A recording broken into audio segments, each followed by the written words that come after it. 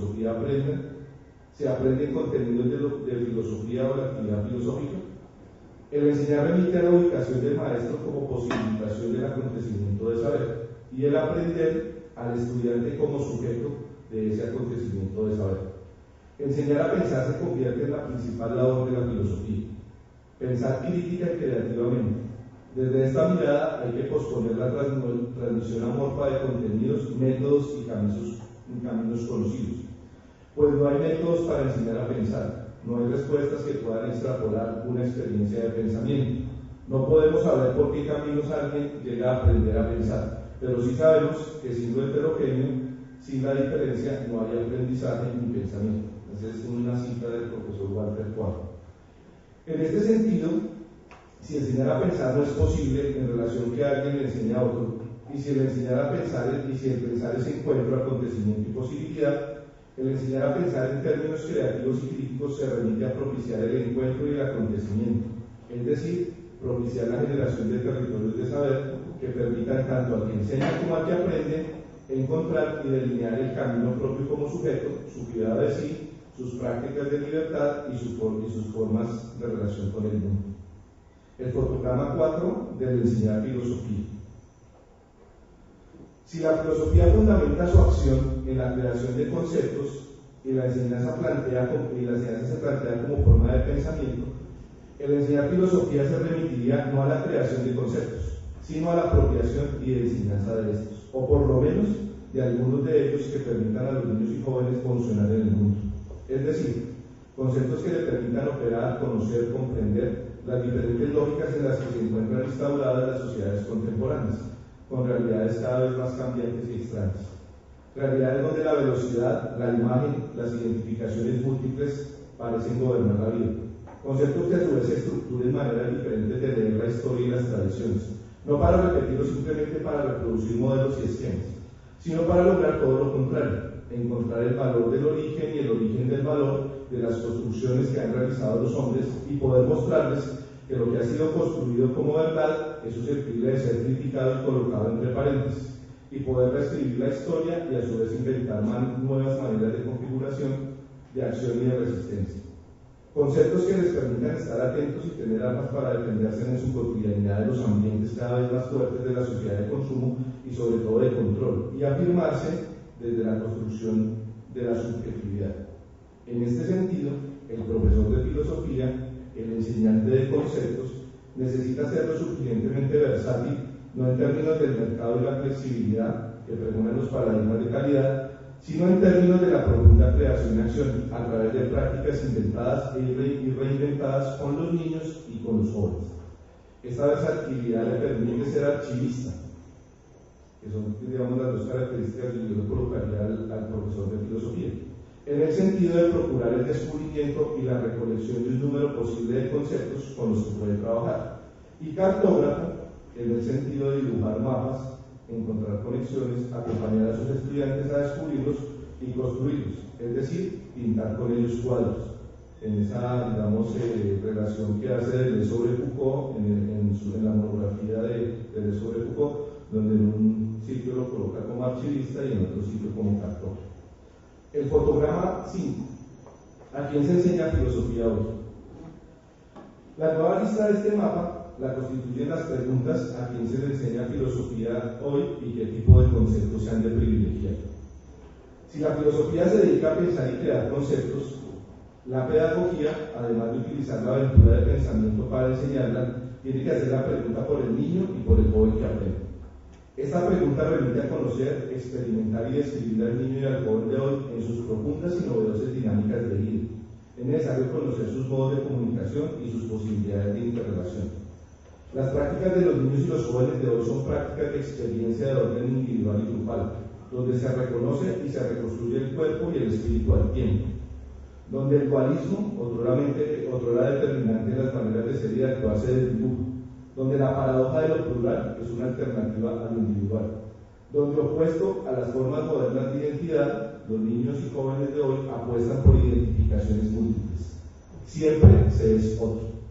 Esto implica acudir al juego de las máscaras, la duplicidad donde se encuentra el germen de la resistencia y de las subversiones, de aquellas que son resistencias políticas, de aquellas que no son resistencias políticas, sino que caracterizan las prácticas juveniles. Con el profesor Montessori decimos esa parte. Este es precisamente el lugar para la diferencia y lo heterogéneo que permite el aprender a pensar. De otra parte, es importante comprender que el niño y el joven que participan de la clase de filosofía viven situaciones y momentos difíciles en la historia, tienen otros valores, otras prácticas y diferentes formas de relación, de juego y de mirada. El niño y el joven participan de lo que podríamos llamar una cultura neoágrafa, signada por la asociación, o también, digamos, en otra acepción de la profesora Inés Dussel, una profesora argentina. Ella habla no de cultura neoágrafa, sino habla de la cultura de la imagen, que está asignada por la sucesión y repetición de imágenes y por el cambio de la concepción y comprensión de tiempos y espacios atravesados por la velocidad. El niño llega a la escuela cargado de saberes, experiencias, pero a la vez de muchas inexperiencias. Es otro de los elementos que me parece interesante. Así como el niño llega con sus experiencias, genera o también llega con bastantes inexperiencias que el profesor de filosofía, digamos en este caso concreto de lo que hablamos, es el que se encargará de conectar experiencias e inexperiencias, digamos, para producir ese acontecimiento del pensamiento o esa producción del pensar. Aprender conceptos y su uso le permitirá al niño transitar caminos con fuertes soportes para enfrentar los avatares y vaivenes contemporáneos. De igual manera es necesario preguntarse cuáles son los objetivos de la educación básica y media, ¿sí?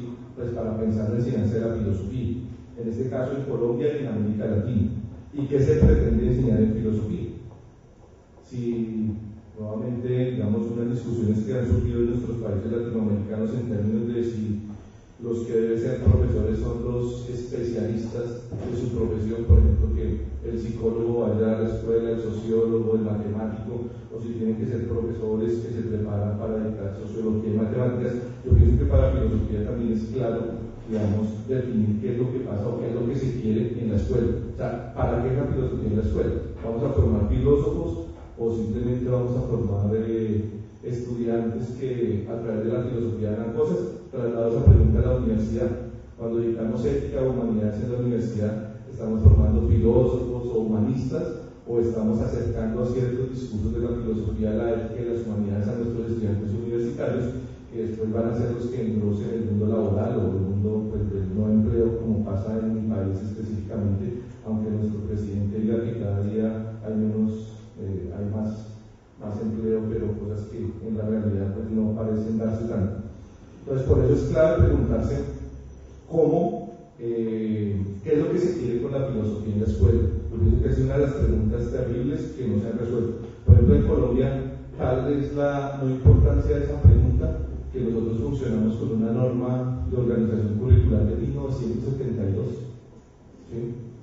O sea, es una cosa impresionante. O sea, digamos, estamos incluso pues, en ese decreto se recoge un currículo francés de la época y un currículo español, y con eso funcionamos. ¿Sí? Por ejemplo, les cuento, Editorial Norma, que ustedes han escuchado, es una multinacional colombiana de los libros. El libro de Editorial Norma para 10º y 11 en filosofía lleva 30 años sin ser variado. Es el mismo libro, de un profesor Orozco de la Universidad de los Andes. Es el mismo libro igualito, y los libros de texto que han aparecido trabajan lo mismo, o sea, ni siquiera nos hemos preocupado por pensar eso. No hay lineamientos curriculares para filosofía del ministerio. Uno va al ministerio y le remiten a uno al famoso acuerdo ese o decreto del 72. Pues no hemos pensado eso, no hemos pensado qué queremos de la filosofía, qué queremos, y en un segundo momento tampoco hemos pensado qué queremos formar cuando formamos filósofos o profesores de filosofía, que sería el siguiente paso para pues, hacer la conexión. Que digamos, después sí, en la parte donde va a estar adecuado a contar un poco la experiencia de cómo pensamos nosotros la formación de lo que allá llamamos licenciados en filosofía, y aquí serían profesores de filosofía.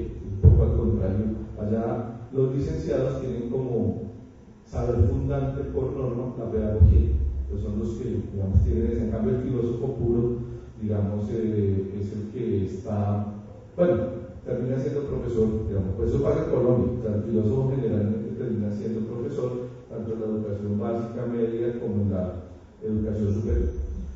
Entonces, esta pregunta por los objetivos de la educación básica y media, ¿sí? ¿Qué tipo de formación filosófica recibe un sistema educativo que aparentemente centra su atención en valores, actitudes, pensamiento crítico, competencias, que estarían en el campo de la filosofía? Digamos, yo reconozco eso.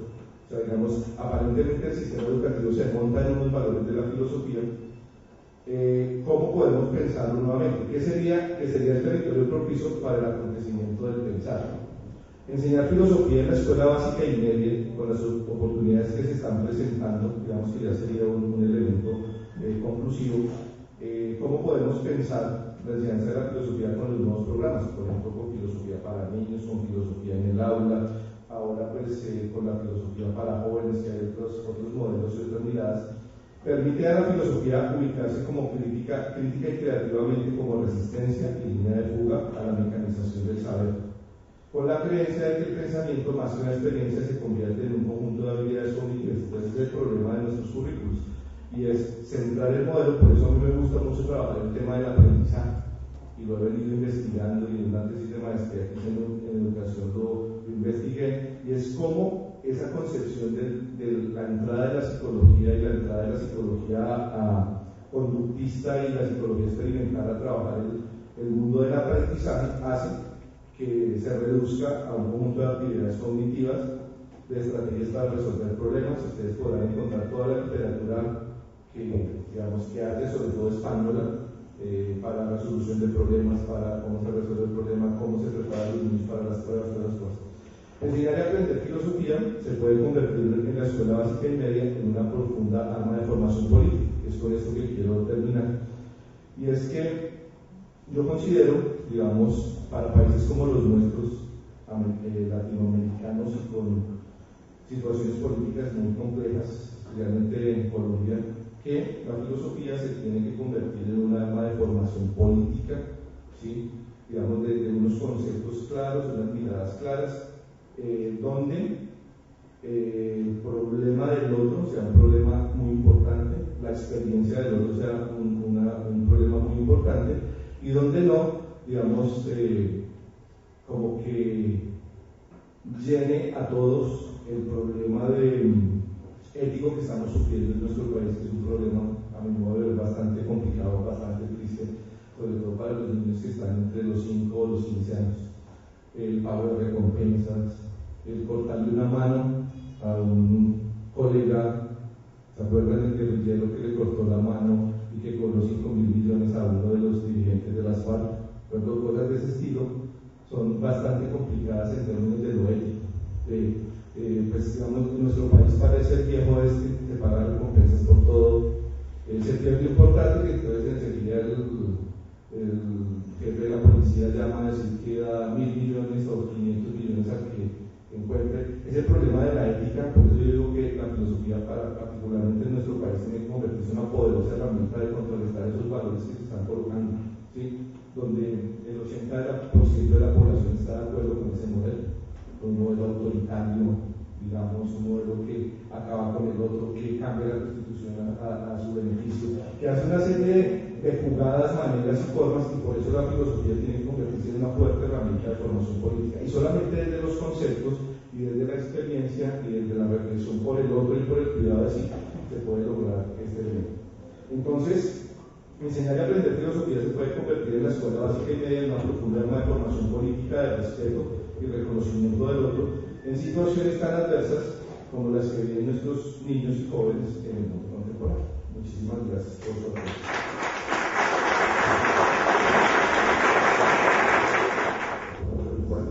Con el agradecimiento a Oscar Pulido, damos por terminada esta primera conferencia.